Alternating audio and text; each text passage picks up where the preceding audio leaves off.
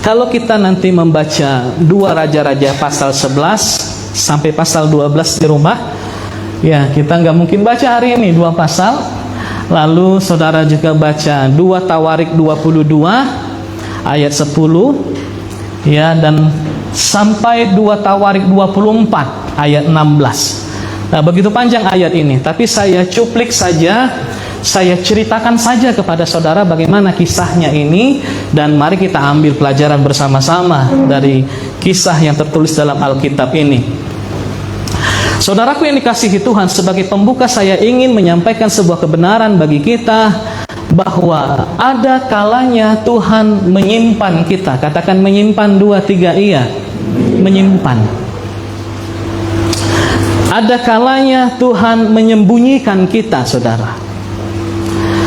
Dan kadang di tempat persembunyian itu, dikala Tuhan sedang menyimpan kita, maka kita mulai merasa panik.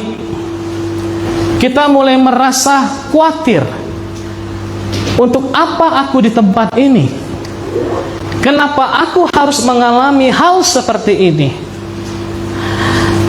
Perlu saudara ketahui hari ini, bahwa ketika Tuhan menyimpan seseorang, itu bertujuan untuk menyelamatkan masa depannya, dan bertujuan untuk menyelamatkan masa depan generasinya, bahkan menyelamatkan masa depan bangsanya. Untuk apa Bapak Ibu? Untuk menyelamatkan masa depan. Ada masa-masa dalam kehidupan kita, kita mulai merasa kehidupan kita ini sangat kacau, Bapak Ibu. Sehingga kita bertanya dalam hati kita, Tuhan, masih adakah sesuatu yang sedang Engkau kerjakan buatku? Di dalam situasi yang penat, dalam situasi yang kacau, dalam situasi yang terintimidasi oleh masalah, oleh kekurangan, oleh apapun, kita mulai bertanya kepada Tuhan, masih adakah yang bisa Kau berikan kepadaku Tuhan? Atau masih adakah yang sedang Kau kerjakan hari ini bagiku?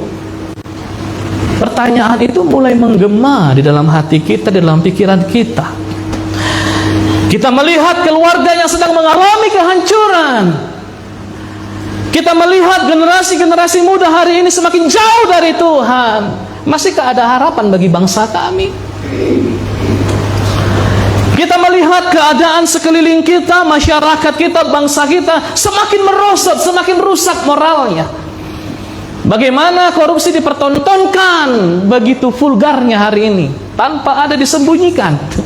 Dan mereka ketika mengenakan pakaian orange itu, ya, oh mereka masih bisa dada-dada gitu. Itu moralnya sudah di mana? Bahkan kadang kita mulai melihat gereja kita sendiri mengalami banyak pergumulan. Tentu ini situasi yang tidak kita inginkan terjadi dalam hidup kita. Lalu kembali muncul sebuah pertanyaan di hati kita kepada Tuhan. Tuhan, mengapa Kau membiarkan keadaan ini terjadi?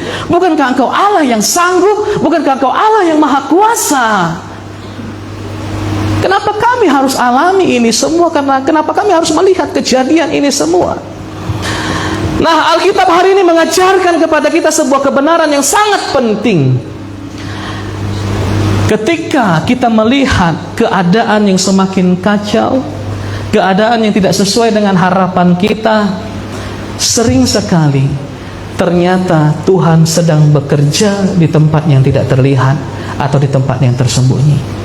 Sekali lagi, di saat kita melihat semua sepertinya tidak ada harapan bagi kita, semua berantakan, keluarga berantakan, ekonomi berantakan, gereja berantakan, bangsa ini berantakan, lalu kita berkata, gak ada lagi pemulihan pasti terjadi.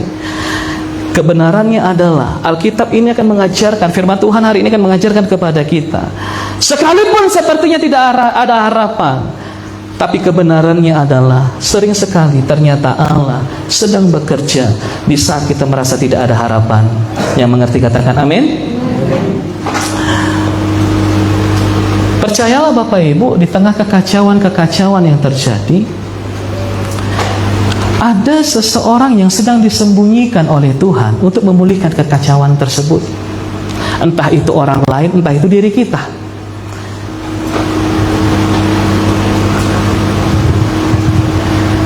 Tuhan sembunyikan seseorang bukan karena dia nggak penting. Ada orang merasa nggak dipakai oleh Tuhan. Kenapa ya, aku sepertinya terisolasi, sepertinya aku nggak penting di rumahku, nggak penting di pekerjaanku, nggak penting di gerejaku, nggak penting di masyarakatku, nggak penting di bangsaku. Kenapa sepertinya aku sendiri hari ini? Justru karena masa depan terlalu penting untuk dihancurkan oleh zaman ini, makanya kita disimpan. Sekali lagi, justru karena Tuhan sedang memelihara masa depanmu lah engkau disembunyikan. Justru karena Tuhan ingin menyelamatkan bangsamu lah engkau disembunyikan hari ini. Dan pertanyaannya kan, untuk apa kita disembunyikan oleh Tuhan? Itu tadi yang merasa terisolasi tadi, sepertinya kok enggak, hidup kami ini kok enggak seperti bergairah ya. Maka kisah ini akan memberi sebuah penjelasan kepada kita. Untuk apa persembunyian itu dilakukan oleh Tuhan? Kita akan belajar dari dua orang tokoh utama yang bernama Yoas dan Yoyada. Pernah saudara mendengar tokoh ini, Yoas dan Yoyada? Ya, mungkin hanya sekian persen dari kita yang familiar ya dengan nama ini, yang mungkin banyak dari antara kita yang jarang mendengarkan nama ini. Mari kita lihat latar belakangnya dulu saudara. Kisahnya, kejadiannya begini. Kerajaan Yehuda, ya, kerajaan Israel itu Yehuda ya, sebenarnya adalah kerajaan yang memiliki janji Tuhan. Yehuda ini diberkati Tuhan dengan janjinya, di mana Tuhan salah satu berjanji kepada kaum Yehuda atau kepada Daud. Dikatakan begini, dari keturunan Daud akan muncul raja-raja yang memimpin umat Tuhan. Bahwa tidak akan terputus dari keturunan Daud, akan selalu muncul raja-raja yang akan memimpin bangsa Israel atau bangsa Yehuda. Tetapi kemudian terjadilah sebuah tragedi besar, bencana yang besar di bangsa itu, di mana seorang yang bernama Atalia. Pernah dengar nama Atalia? Dia adalah anak Ahab dan Isabel. Ini adalah raja Samaria, di mana Ahab dan Isabel ini pernah mengancam Elia sampai Elia lari ketakutan. Atalia adalah anak Raja Ahab dan Isabel, di mana Atalia ini mengambil alih kekuasaan di Yehuda. Dia ingin memimpin kerajaan Yehuda. Dia ingin mengkudeta kekuasaan Raja Yehuda. Dan naasnya, dia bukan hanya ingin merebut kerajaan Yehuda, dia ingin memutus garis keturunan dari Raja Daud, yang artinya semua keturunan Daud harus mati supaya nggak ada lagi penerus tahta kerajaan Daud. Ini kan tragedi saudara. Ya, saudara baca itu dalam 2 Raja-Raja 11 di rumah. Bayangkan kalau Atalia membunuh seluruh keturunan Raja Daud, semua calon masa depan raja itu sedang dalam pemusnahan. Tetapi saudara, ada satu anak yang terluput dari pemusnahan itu, namanya Yoas. Yoas ini masih bayi. Ia disembunyikan oleh bibinya yang bernama Yoseba. Supaya anak ini tidak dibunuh, supaya si Yoas ini tidak bunuh, maka bibinya Yoseba menyembunyikan dia, sehingga selamatlah dia. Ini saya katakan tadi, di tempat persembunyian. Padahal situasi sedang kacau, dia disembunyikan. Kemudian dia dipelihara selama 6 tahun di rumah Tuhan bersama suaminya, seorang imam yang bernama Yoyada. Nah, itu cerita. Yoseba bibinya menyembunyikan Yoas di rumah Tuhan. Katakan di rumah Tuhan 2-3 iya. Disembunyikan di rumah Tuhan, dirawat, dipelihara ya oleh Yoyada dan suaminya yang bernama Yoyada dan istrinya yang bernama Yoseba. Jadi selama 6 tahun Yoas berhasil diluputkan dari pembinasaan. Jadi pelajaran pertama saya lihat di sini, kenapa Yoas harus disembunyikan? Ternyata untuk menyelamatkan hidupnya, untuk menyelamatkan masa depannya. Mengerti, katakan amin. Seandainya dia tidak disembunyikan, pastilah dia sudah binasa. Nah ini saudaraku, mari cermati, sikapi dengan benar bahwa persembunyian yang kita alami hari ini, di mana Allah sedang mengasingkan kita, mengasingkan dari keberhasilan, mengasingkan dari kesuksesan, mengasingkan dari kemapanan, mengasingkan dari kecukupan, di mana situasi kita serba kurang, disembunyikan kita seolah-olah kita terpisah dari berkat-berkat Tuhan.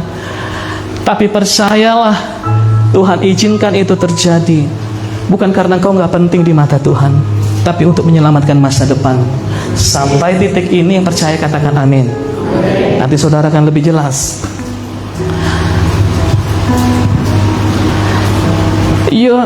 Yoas hanyalah seorang anak bayi, anak kecil yang tersembunyi di rumah Tuhan. Tapi saudara, percayalah bahwa sejarah sedang menunggu kemunculan anak ini.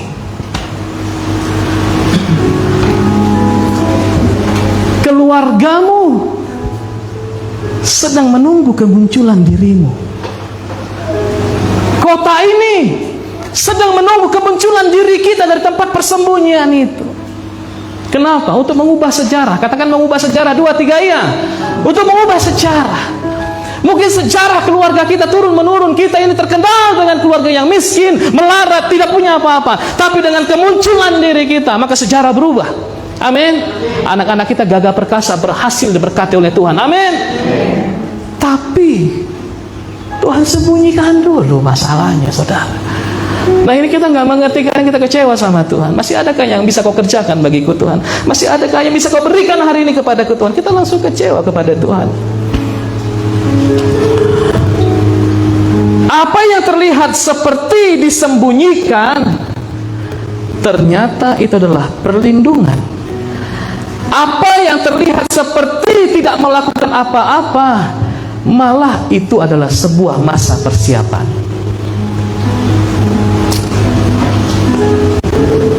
Bisa apa aku dengan keadaan ini?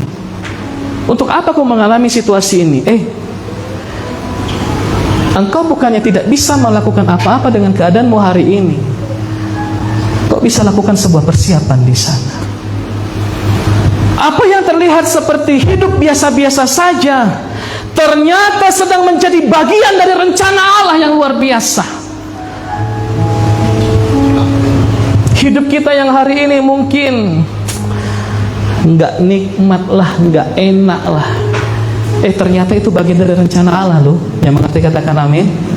Ya, tapi saya sedang tidak berbicara begini saudara, engkau jahat, engkau berbuat dosa, engkau mengalami penderitaan, kecuali itulah. Ya, ini kita sudah melayani, kita beribadah, berdoa, berbuat baik kepada banyak orang, malah mengalami hal seperti itu. Nah, ini untuk orang seperti itu. Disinilah kita mulai memahami sesuatu yang sering sekali kita lupakan, bahwa sebenarnya tidak semua pekerjaan Tuhan berlangsung di depan mata kita. Kadang-kadang Tuhan bekerja di balik layar. Amin. Kalau kita melihat mujizat, Tuhan bekerja di hadapan mata kita, bisa kita lihat langsung. Tapi ada kalanya Tuhan bekerja di tempat tersembunyi, di tempat yang tidak bisa kita lihat. Di sini kita butuh ketenangan dan keyakinan bahwa Tuhan masih mengerjakan sesuatu bagi kita. Amin. Kisah Yoyada dan Yoas ini,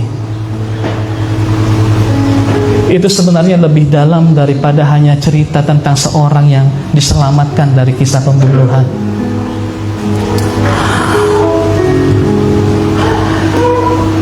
Kisah ini berbicara tentang bagaimana Allah memelihara janjinya. Katakan memelihara janji. 2, 3 iya. Allah memelihara janji. Bayangkan Bapak Ibu ya, ini poin kedua yang harus saudara tangkap dengan baik. Tuhan berjanji bahwa dari Daud akan lahir keturunan-keturunan yang akan memimpin Israel. Tetapi kenyataannya tragedi besar terjadi, pembunuhan terjadi. Semua anak-anak Daud mau dibinasakan sehingga terputuslah garis keturunan dari Daud. Nah, saudara pikir di dalam tragedi ini maka janji Tuhan itu tidak berlaku. Dengan selamatnya Yoas oleh bibinya Yoseba, kita tahu ternyata Allah terlibat, Allah berusaha untuk memelihara janjinya supaya tidak dibatalkan. Yang percaya katakan amin.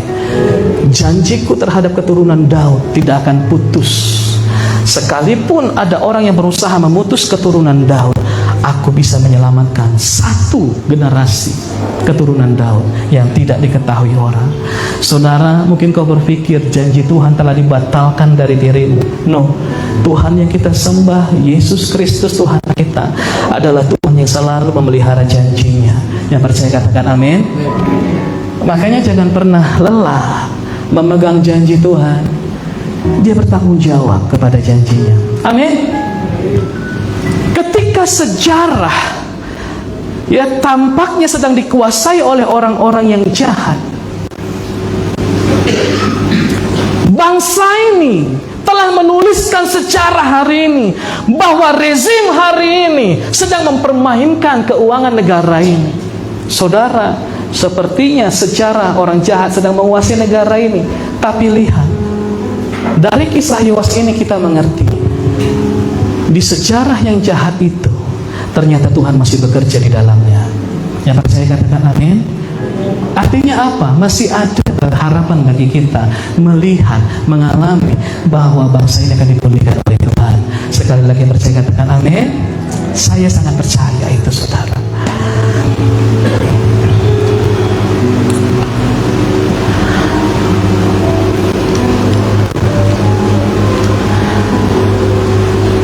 Atau kita baca yuk 2 Raja-Raja 11 ayat 1 supaya terpampang satu ayat saja tentang cerita ini supaya saudara bisa melihat sendiri.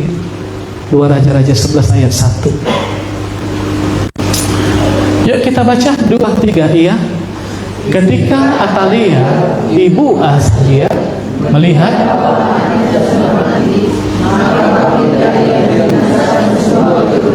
Atalia itu ingin membunuh semua anak raja, anak Daud. Saudara baca ya, baca seterusnya. Secara manusia, apa yang dilihat oleh mata, orang berkata habislah keturunan Daud, tidak akan ada lagi penerus kerajaan Daud. Yang orang tahu semua anak Daud mati, semua keturunan Daud mati. Ada orang yang tidak tahu apa itu Yoas diselamatkan. Kadang orang mencibir kita, saudara, matilah dia, habislah keluarganya, bangkrutlah dia, celakalah orang itu. Tapi orang itu tidak tahu bahwa Tuhan masih bekerja melakukan sesuatu untuk menyelamatkan kita. Amin. Saya sangat diberkati oleh kisah ini. Sepertinya kejahatan telah menang atas kita, tapi ternyata Tuhan tidak berdiam diri. Kami perlukan keajaiban, kami butuhkan sentuhan. Katakan, kami tak dapat jalan sendiri, kami perlukan. Sekali lagi katakan, kami perlukan keajaiban, kami butuhkan sentuhan, kami pada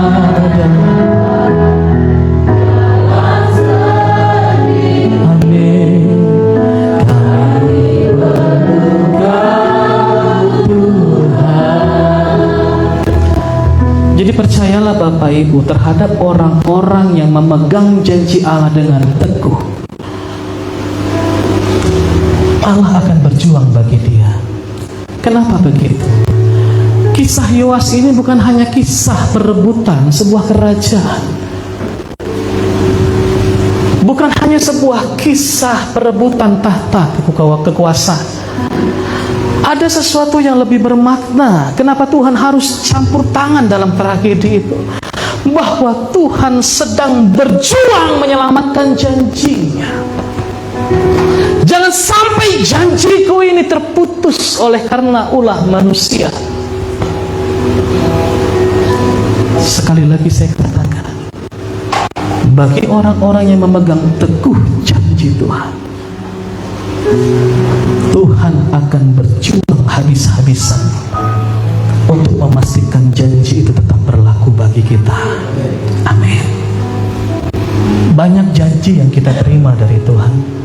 Makanya kalau saudara di FA belajar tentang keintiman dengan Tuhan, kalau saudara dekat dengan Tuhan, intim dengan Tuhan, maka Tuhan akan memberikan banyak janji kepada kita.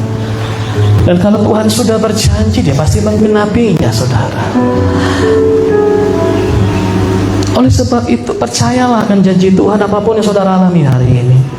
Tetap pegang itu dengan kuat, tetap percaya, tetap berharap itu terjadi. Yang mau katakan amin. Yang sedang dipertarungkan di situ bukan hanya kekuasaan, tapi janji Allah. Jadi kalau saudara berkata janji Tuhan telah gagal, kau salah, saudara. Janji Tuhan tidak pernah gagal. Amin. Apa katanya? Janjimu seperti fajar pagi hari yang tiada pernah terlambat bersinar.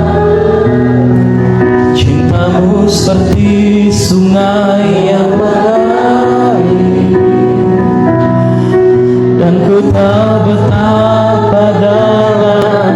Sekali lagi, janjimu Tuhan, janjimu seperti fajar, ya Yesus, yang tiada pernah terlambat bersinar.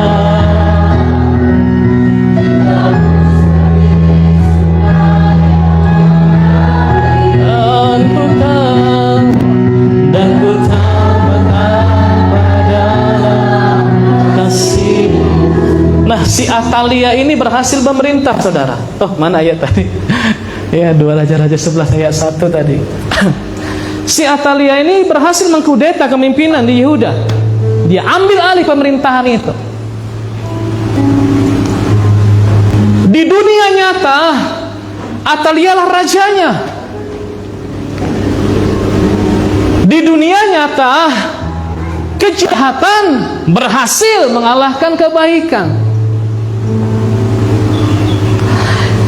Atalia secara nyata selama 6 tahun memerintah Yehuda.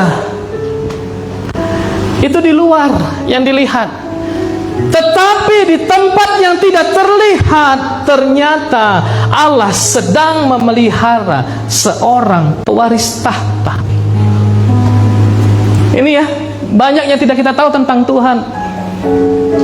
Jangan terus cepat-cepat menyimpulkan Tuhan gak ada, Tuhan gak adil, Tuhan gak bekerja, Tuhan gak punya berkat lagi. No. Di dunia luar, orang-orang Yehuda seolah-olah Atalia lah yang memegang kekuasaan, memegang masa depan bangsa Yehuda. Padahal di tempat yang tersembunyi, Allah lah yang memegang masa depan Yehuda. Tuhan sedang persiapkan masa depan Yehuda. Ini prinsip yang sangat dalam. Apa yang terlihat menang belum tentu dia menentukan masa depan.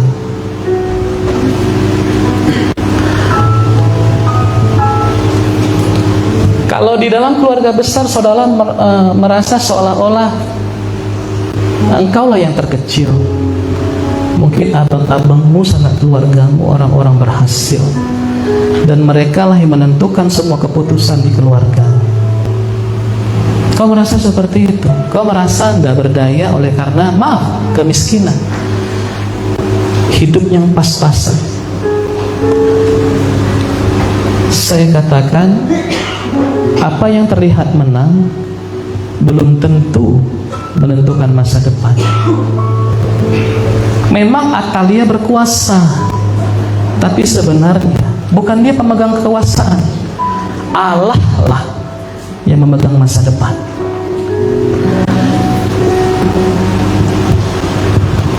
Enam tahun Yoas dipersiapkan oleh Tuhan. Dan setelah 6 tahun memasuki umur yang ke-7 tahun, saudara tahu, meskipun gak mungkin anak 7 tahun menjadi raja,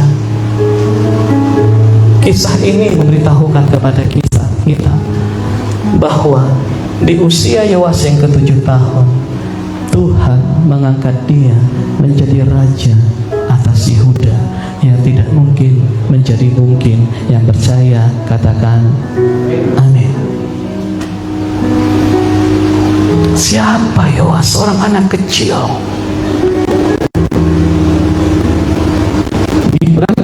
Umur berapa? Wah, masih muda, masa wakil presiden, udah ribut, apalagi 7 tahun. Tidak ada yang tidak mungkin bagi Tuhan. Tidak ada yang tidak mungkin bagi orang yang percaya kepada Tuhan. Yang percaya katakan amin.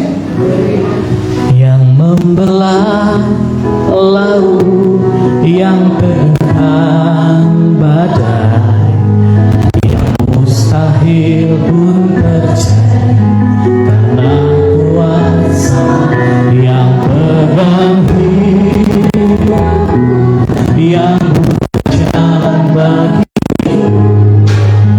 Kau pembuat mujizat. Ayo yang percaya katakan, yang membelah yang teguhkan badai, yang mustahil. Amin. Yang pegang hidupku, yang buka jalan. Yesus, Kau pembuat mujizat. Apa yang dialami Yoas selama 6 tahun, padahal dia anak raja keturunan Daud. Dia tidak terlihat di depan mata orang, seolah-olah dia sudah mati. Tidak ada mahkota di kepalanya, tidak ada istana tempat pembaringannya, tidak ada parade yang menghormati dia, tidak ada tepuk tangan yang takjub kepada dia, tidak ada pengakuan kepadanya. Semua di bawah kendali Atalia. Tidak ada panggung untuk dia berpidato. Itu dialami oleh Yoas di tempat persembunyian.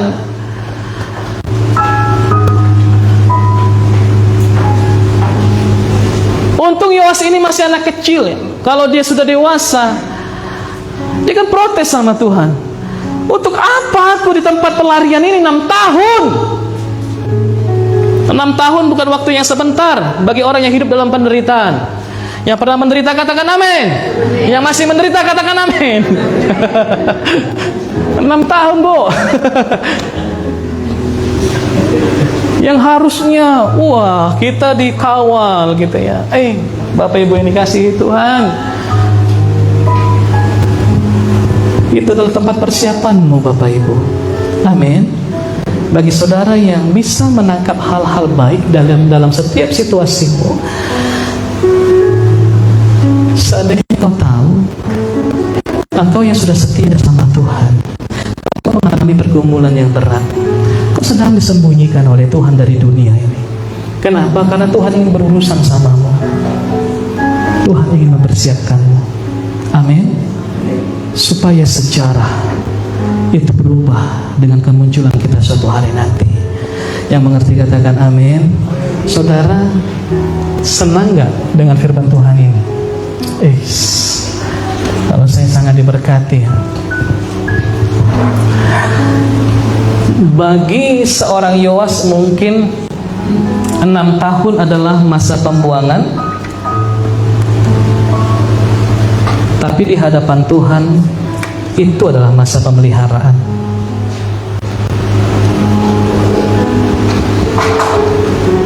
Masa-masa hidup kita tersembunyi bukan berarti itu masa-masa yang tidak berguna. bukan masa di mana harapan kita dihancurkan di situ.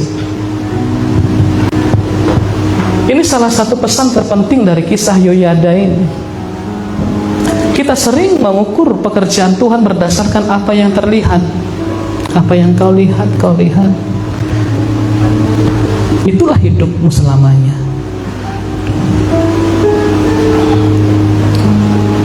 Mungkin kalau saya berpikir, kalau pelayanan saya bertambah banyak, jemaat bertambah banyak, usaha saya mungkin mulai berkembang, orang banyak mulai mengenal saya, hasil mulai terlihat di mana-mana, mungkin saya gampang berkata Tuhan sedang bekerja.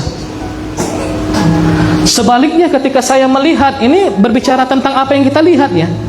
Ketika saya melihat tidak ada kemajuan, orang tidak kenal dengan saya, doa pun nggak kunjung dijawab, pelayanan terus merasa kecil saja, hidup terasa biasa-biasa saja, boring, nggak menarik, tidak ada sesuatu yang spektakuler. Mungkin dengan mudah saya berkata, Tuhan tidak mengerjakan apa-apa pada dalam hidup saya. Ini saudara, kita mudah sekali menyimpulkan keadaan kita dengan apa yang kita lihat hari ini. Padahal dalam kisah ini tidak begitu. Tuhan justru sedang melakukan pekerjaan yang sangat besar, justru ketika tidak ada seorang pun yang melihatnya. Tuhan kadang mengasingkan kita bukan karena dia menolak kita, tapi karena kita sedang dilindungi olehnya.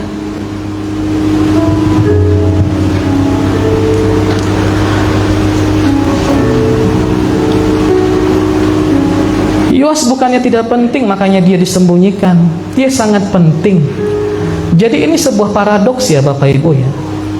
Kadang-kadang sesuatu yang disembunyikan bukan karena nilainya kecil, tetapi karena nilainya terlalu besar. Mengerti nggak saudara? Apa barang yang paling berharga di rumah saudara? Hah? Jangan dulu, saya mau cari yang bisa disembunyikan gitu. Sertifikat? Enggak ada. Aduh jujur nih. Emas lah ya, emas ya.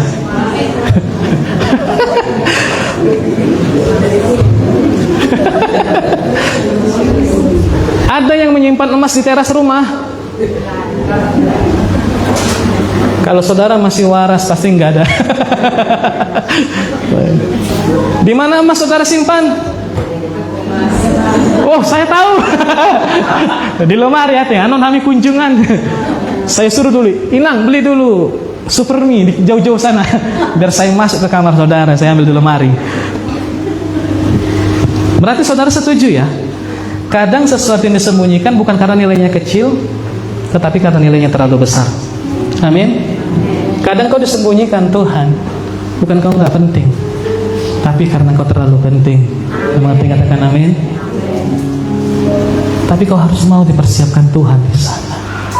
Saya katakan 6 tahun itu dalam sebuah penderitaan itu tidak cepat.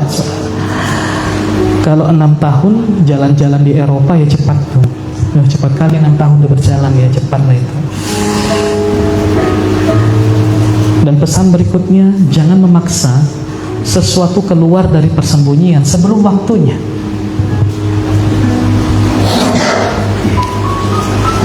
Jangan memaksa dirimu dikeluarkan oleh Tuhan dari persembunyian padahal belum waktunya. Karena masa persiapan itu penting. Katakan penting 2, 3 iya. Masa persiapan itu penting. Yoas tidak keluar pada tahun kedua, no. Tidak pada tahun ketiga, tidak pada tahun keempat, tidak pada tahun kelima, tidak pada tahun keenam. Ia keluar pada tahun yang ketujuh. Dan itu adalah waktu yang tepat ketika situasi sudah dikendalikan oleh Tuhan, di mana kalau Yoas dimunculkan hidupnya aman, itu waktu yang terbaik bagi Tuhan. Amin. Jadi Tuhan tahu situasi kita Bapak Ibu. Kapan kita harus disembunyikan, kapan kita harus dimunculkan. Jangan memaksakan diri. Ada orang yang sebenarnya masih sedang dalam proses Tuhan,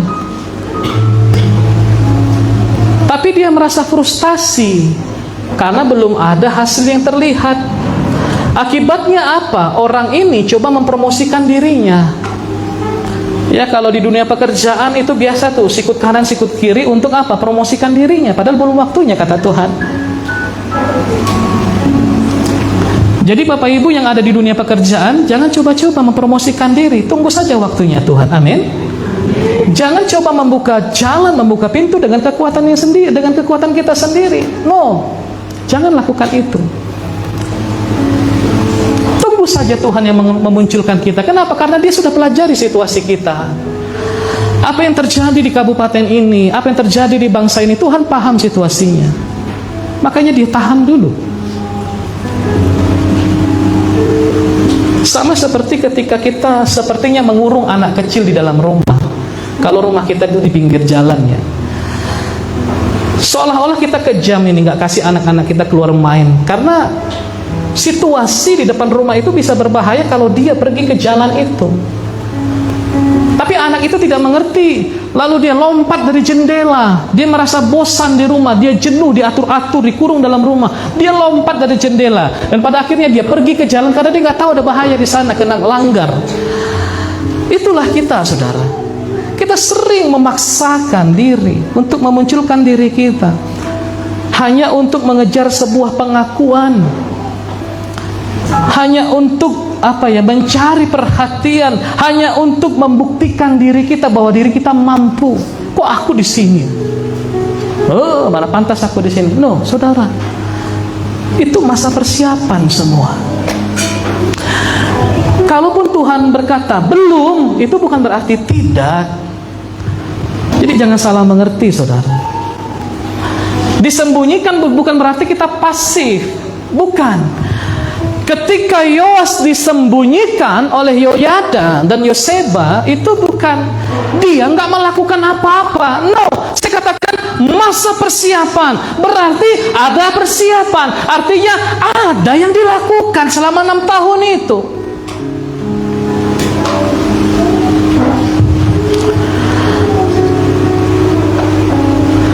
Yoyada mempersiapkan segala sesuatu. Siapa tahu hari ini Tuhan munculkan Yoas.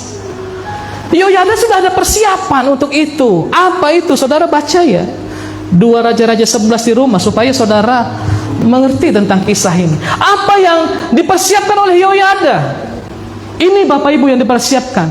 Seandainya nanti Yoas dimunculkan oleh Tuhan ke permukaan, ke tengah-tengah bangsa Yehuda, maka untuk pentahbisan Yoas sebagai raja harus ada orang-orang yang dilibatkan. Siapa orang-orang yang bisa dipercaya, yang mendukung kerajaan dari garis keturunan Daud? Dia sudah temukan orang-orangnya. Dia cari selama 6 tahun. Dia persiapkan orang-orang ini, Bapak Ibu. Maka saya katakan itu masa persiapan. Bagaimana untuk mengatur penjagaan di sekitar Yoas? Sudah dipersiapkan. Makanya ketika di usia 7 tahun Yoas dinobatkan sebagai raja, gak ada yang berhasil membunuh dia. Bagaimana caranya melindungi Yoas? Itu persiapannya. Bagaimana konsep dari penobatannya, bagaimana raja harus dinobatkan, bagaimana caranya, semua dipersiapkan di tempat tersembunyi itu. Tapi orang di luar menganggap tidak terjadi apa-apa. Tidak ada lagi garis keturunan Daud. Orang luar melihat seperti itu. Musnahlah keturunan Daud. Nah, ini 2 hal yang berbeda yang mesti saudara pahami. Apa yang kau lihat belum tentu itu kenyataannya. Amin. Jadi kalau saudara lihat hidupmu susah hari ini, kekurangan, banyak hutang sana sini, kalau saudara percaya kepada janji Tuhan, saudara setia taat kepada Tuhan, saya percaya itu bukan realita kehidupanmu yang sesungguhnya. Amin. Karena ada masa-masa persiapan yang sedang dikerjakan oleh Tuhan.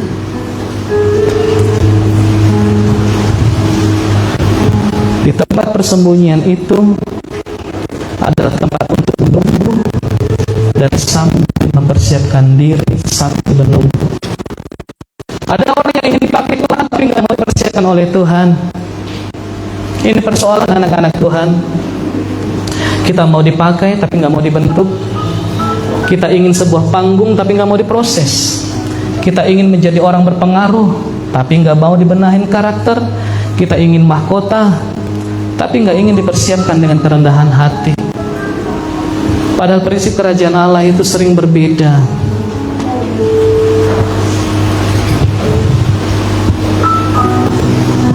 Semua yang saya katakan ini semua bisa disimpulkan dengan prinsip benih. Katakan benih 2, 3 iya. Di mana benih ditanam? Di dalam tanah, di tempat yang tersembunyi. Apakah kalau benih itu ditaruh di bawah tanah, apakah artinya benih itu akan mati di situ selama-lamanya? Apakah dia tidak akan terlihat lagi selama-lamanya? Kalau saudara pahami prinsip benih, itulah proses persembunyian Tuhan yang sedang dikerjakan dalam hidup kita ini. Di dalam tanah, benih mulai diproses. Selama 7 hari pertama, lewat proses itu lahirlah tunas. Katakan lewat proses 2, 3 iya. Lewat proses. Di dalam tanah ada proses, Bapak Ibu. Saudara petani pasti mengerti. Di dalam proses di tanah itu mulai tumbuhlah akar. Saudara, akar dan tunas ini sama penting.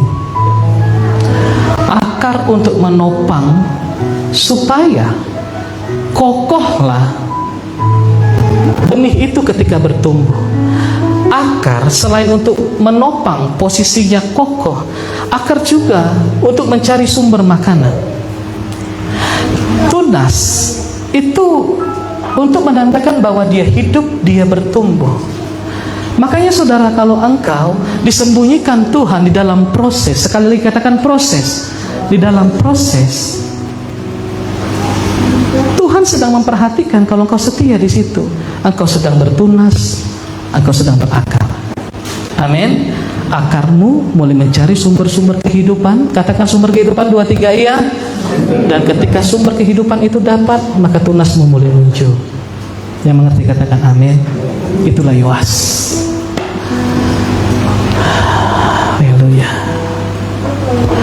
Masih ragu sama janji Tuhan? Halo? Masih ragu sama janji Tuhan?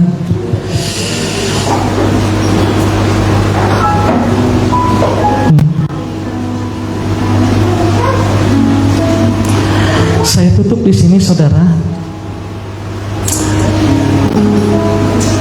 Maunya kalau saya sutradara ya Bapak Ibu ya.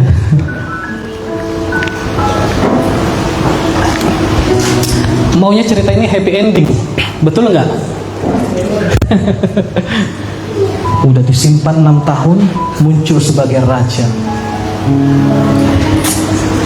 Tapi ada tragedi yang berikutnya, Bapak Ibu. Dan ini sebuah peringatan besar bagi kita. Katakan peringatan 2, 3 iya. Sebuah peringatan. Coba baca 2 Tawarik 24 ayat 2.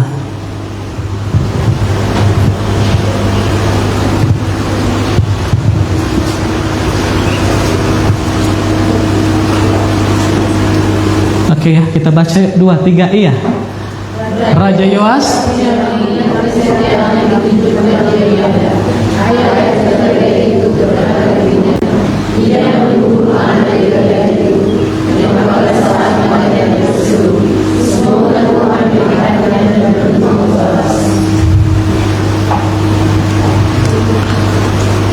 akhirnya Yoas hidupnya menyimpang, Bapak Ibu.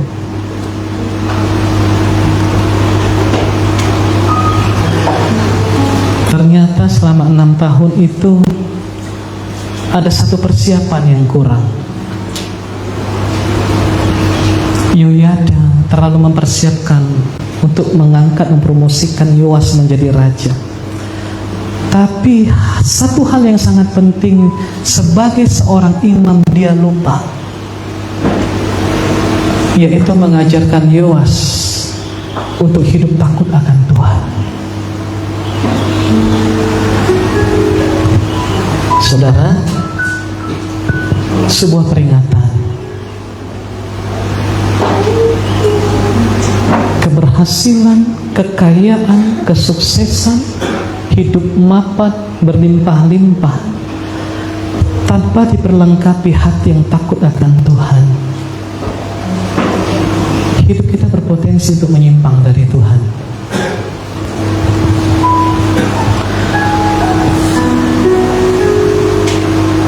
Ini mengajarkan sesuatu yang penting bagi gereja, bahwa ternyata fondasinya bukanlah hanya persiapan fisik, persiapan jasmani. Hati yang takut akan Tuhan harus betul-betul menjadi fondasi kita sebelum diangkat oleh Tuhan. Yang mengerti katakan amin. Coba kita hari ini, sejauh mana kita mengukur rasa takut kita akan Tuhan. Saudara cek. Soalnya kita akan diangkat oleh Tuhan ini. Amin. Bukan diangkat ke surga, maksudnya Tuhan akan pulihkan keadaan kita. Tuhan akan munculkan kita ke permukaan. Yang setuju katakan amin.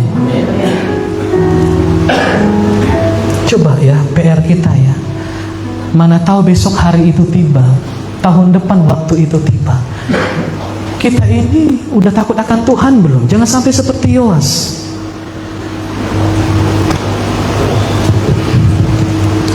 Yoas mungkin punya mental yang kuat, tapi dia kurang mengenal Allah secara pribadi.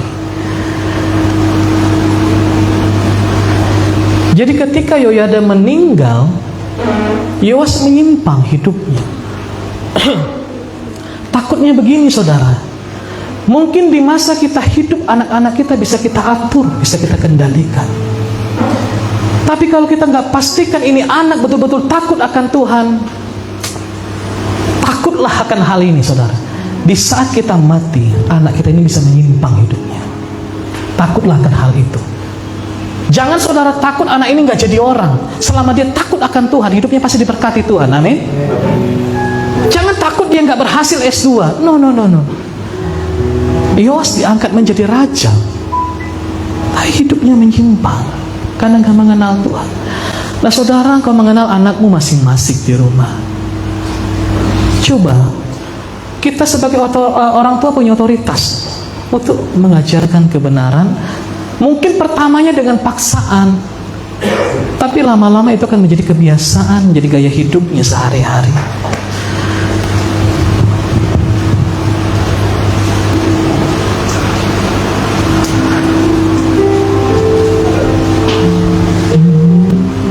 Saya melihat ada 3 musim sebagai kesimpulannya. Ada 3 musim dari kehidupan Yoas yang mungkin musim ini akan kita alami saudara. Yang pertama, musim tersembunyi. Katakan musim tersembunyi, 2, 3, iya. Musim tersembunyi di mana Tuhan sedang melindungi kita.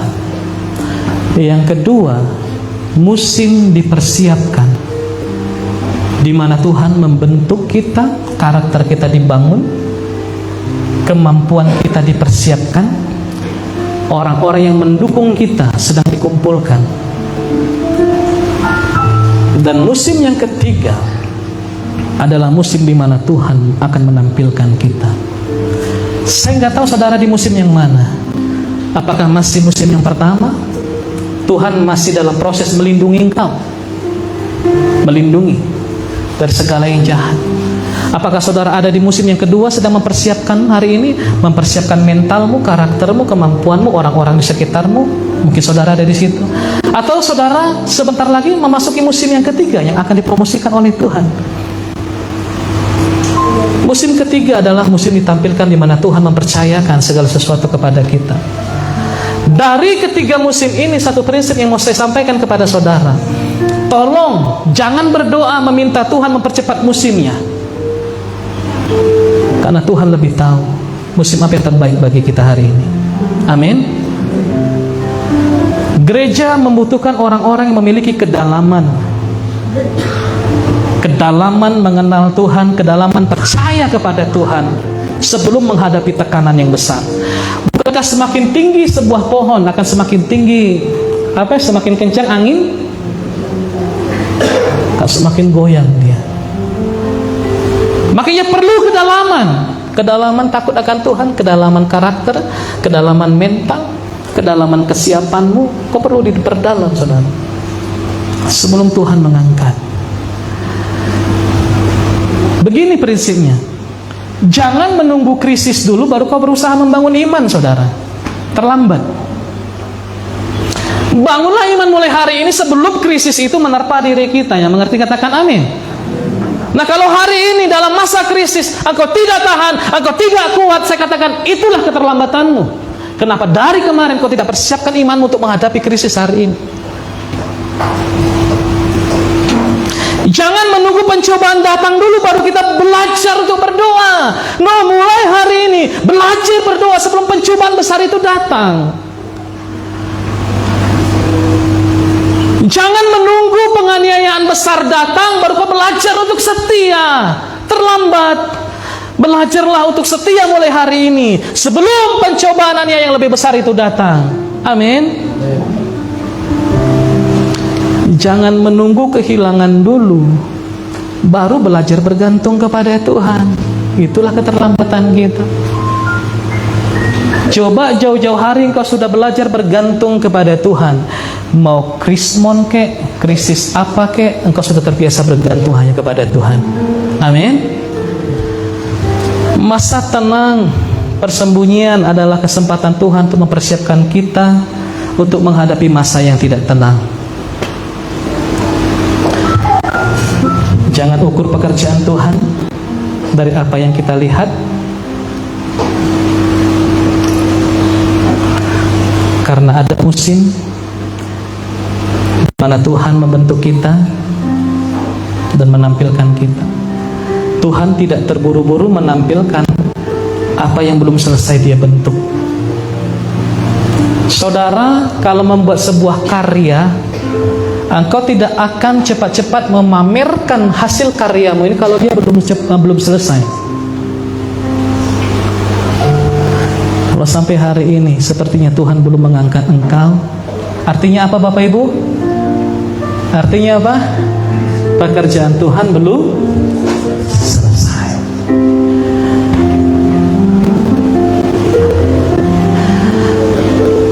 Mungkin di hadapan kita hari ini ada tembok yang besar. Di mata kita mungkin terlihat sebuah kemustahilan. Tapi percayalah bahwa rencana Allah akan terus berjalan. Yang percaya kata